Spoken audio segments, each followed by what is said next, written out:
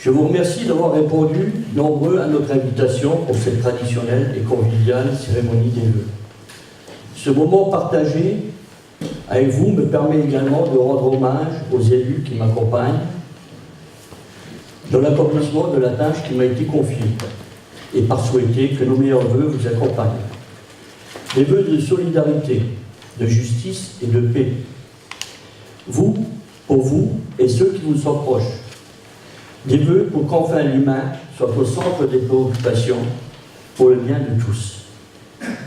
À l'heure où les financements de l'État se font de plus en plus rares, où les communes se retrouvent devant les efforts à consentir, il nous faut rester plus que jamais unis et solidaires. En quelque sorte, c'est la somme de toutes les initiatives qui permettra de vivre en société autrement et de réinvestir l'espace public pour qu'il devienne un espace commun. La question du commun s'impose, elle n'est pas une question, elle est une évidence. Faire mieux avec moins de moyens est toujours plus difficile. Depuis notre élection en 2014, nous avons agi pour faire en sorte que notre commune soit plus forte, plus solidaire, plaçant le citoyen au cœur des débats et de nos projets. Nous avons le souci du cadre de vie en lançant des campagnes de propreté et en incitant au civisme de chacun. D'ailleurs, vous avez pu remarquer que même les enfants incitent au civisme de chacun. Mais aussi par des actions ludiques et décoratives. Je pense notamment aux réalisations cabanes à livres et hôtels pour insectes réalisés par l'atelier Moi, que je remercie ici devant vous. Concernant cette initiative, que toutes et tous ont salué, nous avons à déplorer la détérioration par un incendie, de l'hôtel à insectes qui était dans l'espace vert de la mairie. Je dirais que là, la bêtise n'a pas de limite, et ça se vérifie tous les jours. Mais cela ne doit pas nous arrêter, on ne lâche rien. Nous devons développer des mobilités alternatives par le transport collectif, par une politique de bus à haut niveau de service avec le SMICU. C'est une nécessité si nous voulons que la population s'approprie ce mode de transport. Nous devons faire la promotion aussi des modes de transport en mode doux. Nous devons assurer le traitement de nos déchets avec le Cylèlan et élaborer dans la Moselle un schéma ayant pour objectif de diminuer les tonnages en flux. C'est incontournable, c'est même une nécessité pour l'environnement et pour la facture qui en découle. Nous attendons depuis plusieurs années la création d'un port fluvial à une plateforme multimodale dans le secteur Ucange-Idange. Ce projet est l'objet de beaucoup de discussions. En France, on aime discuter et avant que ça fasse le tour de toutes les administrations qui se reviennent. Il faut refaire un tour parce que tout le monde n'a peut-être pas compris. Mais je dirais que c'est peut-être normal au regard des sommes investies. Mais j'enrage parce que nous sommes trop frileux de ce côté-ci de la frontière avec le Luxembourg. Parce que de l'autre côté de la frontière, en particulier à Bétonbourg, une plateforme multimodale est en place et elle fonctionne depuis pratiquement plusieurs mois. Le réseau Internet haut débit est devenu une nécessité pour toutes nos communes. Seulement, Gerzange est adhérent avec 5 autres villes à un syndicat intercommunal, le CIOM, qui assure ces prestations. Et comme le disait le reportage, c'est pas moins de 15 km de fibres qui ont été tirées. Mais j'ajouterai aussi que nous avons fait depuis de nombreuses années le choix d'un service public de proximité, d'une compétence aujourd'hui reconnue. En 2019, comme vous l'avez vu dans le reportage, il y aura la construction de logements sociaux. Et nous avons donc, comme nous y étions engagés aujourd'hui, un magasin de proximité et nous avons amélioré le cadre de vie grâce aux travaux réalisés par la CRVF, que je dirais qui ont été nécessaires. C'est dommage qu'on est obligé de surseoir d'un an aux travaux du tronçon numéro 2, mais toujours est-il que au niveau de la sécurité et du cadre de vie de notre ville, c'est un plus. En sachant aussi que toutes les communes, dans ce cadre-là, seront impactées. Notre gymnase, comme vous avez pu le voir, a fait l'objet de travaux de conformité. Et je pourrais donc aujourd'hui évoquer devant vous d'autres projets pour notre commune, mais beaucoup devront attendre. Comme toutes les collectivités territoriales, assurément Gerzange, les ressources financières baissent constantes et nous serons contraints cette année à verser à l'État le montant d'une dotation négative que les services fiscaux appellent contribution au remboursement de la dette. Ben, je vous dirais que peu importe le terme, pour moi c'est du racket. Comme vous pouvez l'imaginer, nous sommes plus encore que par le passé à la recherche de ressources nouvelles, d'abord par la réalisation d'économies, puis faisant appel à la solidarité, une solidarité partagée, avec une juste répartition et rétribution des ressources. C'est ce que nous recherchons au sein du Conseil communautaire. Une baisse de ces ressources serait insupportable.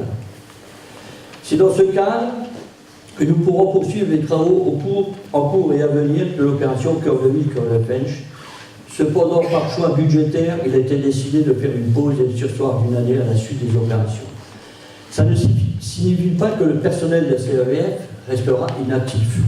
Il continuera d'assurer le suivi des travaux en cours et la réalisation des études pour l'ensemble des projets de requalification à venir. D'ailleurs, je profite de cet instant devant vous pour saluer le professionnalisme de notre personnel du Val de Fench et les remercier pour leur disponibilité. 2018, ça a été aussi l'année du centenaire de l'amnistie de la Première Guerre mondiale, anniversaire que notre commune a commémoré comme il se doit. Et je remercie ici devant vous Michel Pries pour sa contribution historique ainsi que la réalisation de panneaux d'exposition sur important. Je n'oublie pas bien sûr de saluer la décision de la Cour d'appel en faveur du Secours populaire français d'Ayange. Par cette décision, le tribunal confirme les droits de cette association, plus que jamais nécessaires aux plus démunis. Ce qui me révolte, c'est l'acharnement du maire d'Ayange vis-à-vis de cette association caritative. C'est consternant. Toutefois, je peux t'assurer, ma chère Anne, de notre solidarité sans faille. En 2019, nous poursuivrons donc les travaux de conformité pour les personnes à mobilité réduite, les aménagements ludiques dans nos parcs, sans oublier bien sûr les travaux divers de voirie dans nos bâtiments communaux, et les travaux de déploiement de la vidéoprotection sont nécessaires aujourd'hui, dans toutes les communes, parce que nous considérons que ces démarches est utile à notre politique préventive avant d'être répressive. Je suis d'ailleurs intimement convaincu que l'éducation, le sport, la culture sont les bons remparts contre le repli et l'individualisme, l'égoïsme et l'extrémisme qui font leur lit dans la misère et la déshérence. Notre volonté d'améliorer sans relâche l'offre culturelle avec nos outils, le cinéma grand écran et le théâtre Lucien Roulet. En matière de sécurité, nous continuons toujours avec la même détermination à renforcer nos actions. Le policier municipal assure les missions nécessaires au bien-être et à la sécurité de nos concitoyens. Bien que ce travail ne soit pas une sinécure, en cette période où tout est contesté, il assure cette mission avec professionnalisme qu'on lui connaît et je l'en remercie. Nous avons depuis l'été des contacts réguliers et des interventions fréquentes de la police nationale. Je remercie d'ailleurs ici pour tout le secteur de Thionville, monsieur Anselmi, qui représente donc l'arrondissement de Thionville aujourd'hui, pour cette volonté partagée d'assurer la sécurité des biens et des personnes, qui, je le rappelle, au cas où certains l'auraient oublié, est une fonction régalienne de l'État.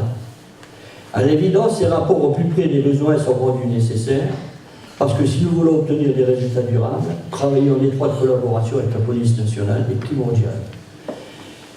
Toutefois, comme plusieurs maires de notre territoire, je déplore la fermeture du commissariat de Ayange et le manque d'effectifs qui en résulte. J'ose croire que les représentants de l'État n'attendent pas de notre part l'embauche de policiers municipaux pour pallier à cette situation. En tout cas, pour ce Remanche-Erzange, c'est non. Les services municipaux entreprennent quant à eux tous les efforts nécessaires pour maîtriser et réduire les dépenses. La recherche constante d'économies nouvelles est une nécessité. En conséquence, nous avons entrepris avec notre DGS, Madame Sylvie Desmonnets, en fonction depuis le 1er octobre, une réorganisation de tous les secteurs. Afin d'apporter l'aide nécessaire aux personnes en difficulté, vous avez pu le voir, le CCS est présent et il est sollicité aussi par les assistantes sociales, parce qu'il y a des personnes en difficulté passagère, il y en a d'autres qui sont en difficulté plus longue suite aux accidents de la nuit. Pourtant, il suffit de traverser la rue ou encore d'avoir le sens de l'effort pour s'en sortir. Il y a peut-être un problème à Sorel-Mont-Jarsange ou dans notre territoire, on ne sait pas le faire. Dès l'année de notre élection, nous avons procédé à l'élection du conseil municipal des enfants. Voir ces enfants, comme vous avez pu le remarquer, apporter avec sérieux des idées neuves, c'est stimulant. Cela peut susciter aussi des vocations. Je pense que là, il y en a un père qui pense déjà à prendre ma place. J'attendais un peu. Il nous faut parfois, comme dans toutes les communes où le CME existe, les enfants ne manquent pas d'enthousiasme. Il nous faut parfois calmer les ardeurs. C'est la tâche des adultes, élus et bénévoles qui assurent tout au long de l'année ce suivi. Je les remercie pour la pédagogie dont ils font preuve. J'ajouterai qu'à Sorel-Mont-Jarsange, comme dans la plupart des 36 000 communes de notre pays, nous sommes attachés à la proximité. La volonté de l'État serait-elle d'asphyxier les communes pour les contraindre à une intégration plus large? Cette question est légitime au regard des mesures envisagées. La baisse des dotations de l'État étouffe les collectivités locales. Cela nous oblige à tous à la vigilance, parce qu'il peut y avoir ici ou là des choix politiques contraires à l'expression et à l'échelon démocratique que représente la commune, sans oublier la proximité des élus. Dans l'immédiat, je peux vous assurer de notre enthousiasme à nous tous et tous. Il reste intact. Cette année nouvelle doit être celle du rassemblement des énergies, pour plus de liens, en plus de solidarité. Tel sera le sens de notre engagement en 2019. Tout cela sera rendu possible si les élus, le centre socio-culturel, les bénévoles et notre tissu associatif restent impliqués. Sans oublier les sapeurs-pompiers volontaires et les cadets, le conseil municipal des enfants, la chorale Sainte-Cécile et les majorettes pour leur contribution active. Comme à chaque fois qu'ils m'ont donné l'occasion, je leur remercie toutes et tous. Permettez-moi pour conclure de vous souhaiter, au nom de l'ensemble de mes collègues du conseil municipal et du personnel communal, une bonne et belle année 2019, au cours de laquelle notre façon d'être et nos petits gestes au quotidien renforceront la solidarité et la fraternité ô combien nécessaires. Je vous remercie de votre attention et je vous invite à partager le verre de l'amitié.